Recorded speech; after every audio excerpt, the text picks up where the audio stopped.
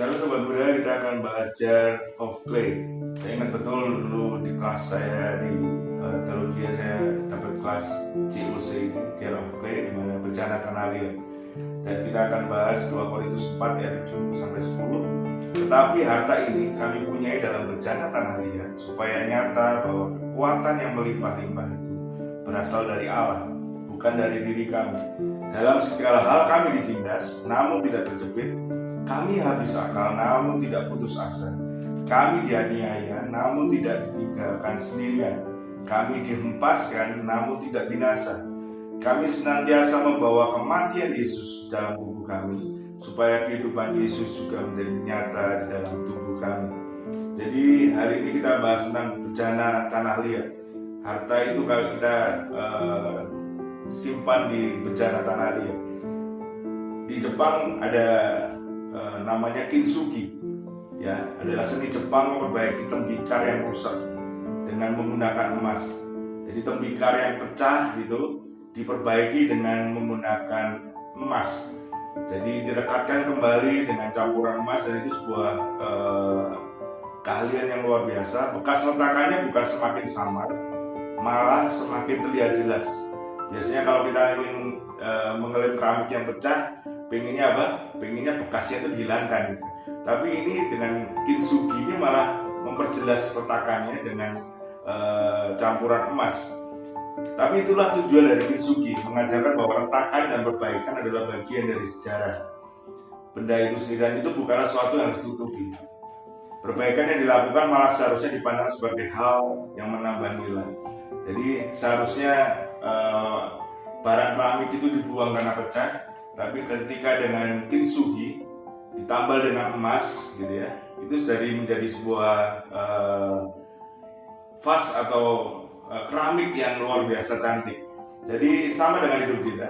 Hidup kita kadang kita merasa bahwa kita lemah, kita ini hanya seperti fragile gitu ya, terlalu lemah, rapuh gitu ya. Tapi kita hari ini belajar bahwa Paulus menyamakan hidup kita dengan bencana tanah liat dengan satu tujuan, bukan untuk menunjukkan bahwa manusia itu rapuh. Ya, itulah luar biasanya Paulus. Dia tidak menunjukkan manusia itu rapuh, walaupun memang kita dicipta dari debu tanah dan tanah liat gitu ya. Jadi fokus Paulus adalah memastikan apa yang ada di dalam bencana tanah liat. Tuhan mau kita melihat isi dari bencana tanah liat. Jadi fokus kita bukanlah pada bencana tanah liatnya itu, tapi apa isi di dalam bencana tanah liat. Jadi fokus kita bukan pada kelemahan kita, tapi apa harta yang tidak ternilai itu yang di dalam bencana tanah liat. Harta yang berkilau itu adalah Injil Yesus, Injil Allah yang mulia. Fokus kita pada Yesus Kristus Tuhan. Jadi keramik itu harus dipecahkan. Kenapa? Harus diletakkan supaya apa? Bencana, isi yang ada di dalam bencana itu bisa kelihatan terpancar keluar. Melalui proses yang akan mematikan segala daging, kita kadang diremukkan, dipecahkan sama Tuhan. Untuk apa? Ego dan hawa nafsu kita dimatikan, dikurangi, dan biarlah karakter Kristus saja yang muncul. Bencana itu harus retak, ya, agar cahaya keluar dari retakannya. Retak adalah proses menuju keserupaan dengan Yesus. Jadi kalau kita hari ini seakan-akan diremukkan oleh Tuhan, sebenarnya kita sedang dalam proses bahwa ada bencana, ada harta yang luar biasa yang ada dalam kita yang ingin Tuhan tunjukkan, yaitu apa? Kristus sendiri. Itulah passion dari Tuhan untuk meretakkan kita sebagai bencana tanah liat, agar Injil Yesus Kristus yang mulia bernilai kekal itu boleh disaksikan oleh banyak orang. Jadi kalau hari ini kita menghadapi banyak masalah dan ada badai yang begitu besar, seakan-akan Tuhan izinkan itu terjadi, ya jangan feeling guilty, atau jangan merasa bersalah, takut, ya kecewa, merasa tidak layak, seakan Tuhan tidak lagi mencintai dan mengasihi. Ada masa-masa di mana Tuhan seakan-akan diam, Tuhan tidak menolong seperti biasanya. Dan di masa-masa itu sebenarnya Tuhan lagi meretakkan bencana kita agar Kristus yang nampak keluar. 2 Korintus 4 ayat 10 berkata, kami senantiasa membawa kematian Yesus dalam tubuh kami, supaya apa? Kehidupan Yesus juga menjadi nyata dalam tubuh kami. Jadi kita percaya bahwa ketika kita menderita hari ini, bahkan Paulus tadi dikatakan bahwa dalam segala hal kami ditindas, namun tidak terjepit.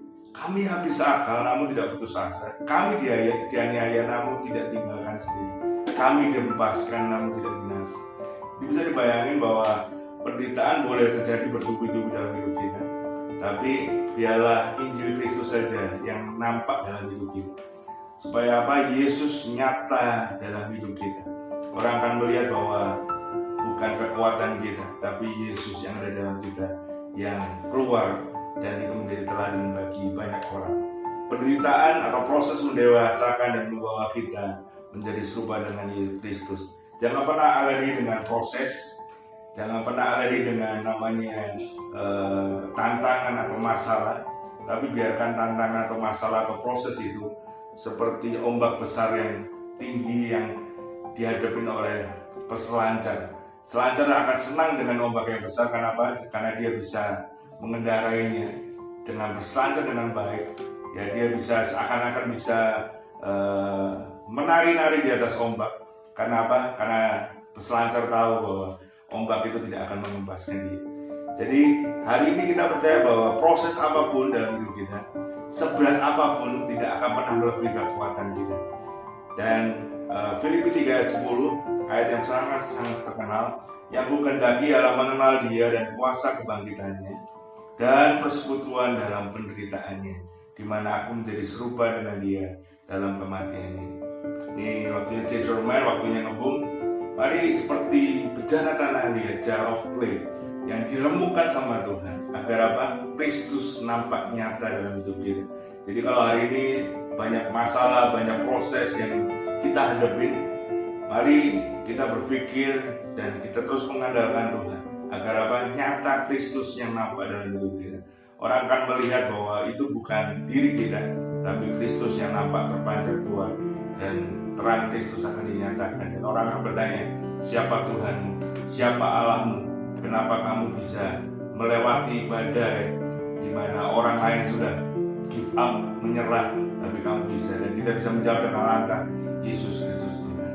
Jadi kan hidup kita kesaksian bagi orang lain bahwa Yesus ada dalam kita, dan itu menjadi harta yang terpancar keluar dalam perjalanan hari. Tuhan Yesus memberkati. Tonton video Ngebum dan bagikan kepada teman-teman yang lain, juga subscribe channel YouTube dari Diaspora Generation juga Pemuritan.